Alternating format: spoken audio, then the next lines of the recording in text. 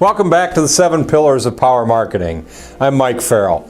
And in these next few videos, now we're going to start talking about the principles of power marketing and what you can do with these concepts, with these principles, to really ramp up your marketing and make it more and more effective and more helpful to your business. So this first power pillar number 1 is your website. And I think it's really important as you look at your website, and there are so many of them that I have looked at, that really the website is nothing more than a glorified company brochure. You might just as well stick a PDF file out there and you know, let somebody print off the PDF file, because that's basically all the website is a basic company brochure.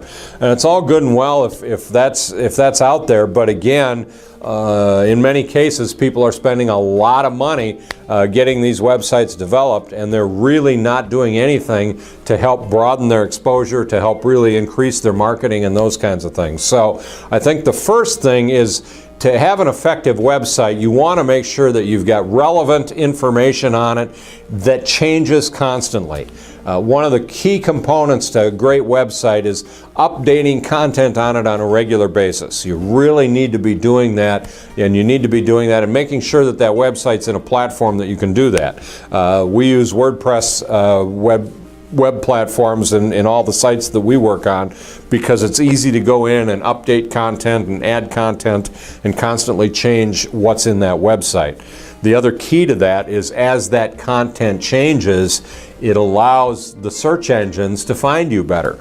Because again, if you're utilizing keywords and updating content and those kinds of things, the search engines like that. They like the fact that content is changing. So I think that's important. The other piece is making sure that somewhere on that website, preferably right out of the blocks on the home page, there are calls to action. You want them to go watch a video. You want them to download an ebook or a white paper. You want them to give them your name and email address so you can send them a discount coupon, or whatever it is. You want some sort of call to action to make sure that people are interacting with your website. The real easy way to figure out if people are interacting is if you've got Google Analytics set up. All you have to do is look and see how long people are spending on your site. You know, if they're just going in and spending 30 seconds or 40 seconds on your site, then you're probably not getting them to interact the way that you want them to. So again, making sure that there are calls for action to do that. And then along with that, making sure that as you've got those calls to action, do you have a follow-up system? I know of many businesses, and I've seen many of them that I've worked with, where you know, they may have a spot to sign up for a newsletter, but somebody signs up for a newsletter and then you know, they don't hear anything from them for 3 months because nobody's getting that information and following up on it.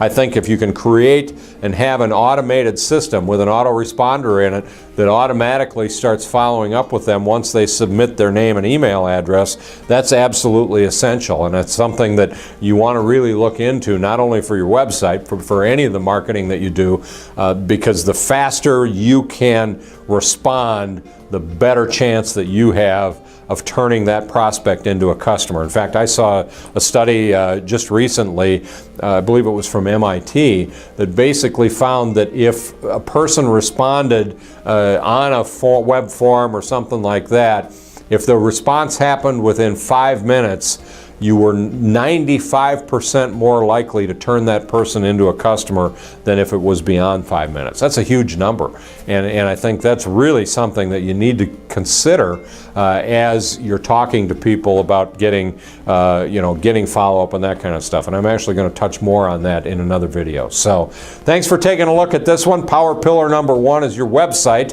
In the next one, we'll talk about SEO.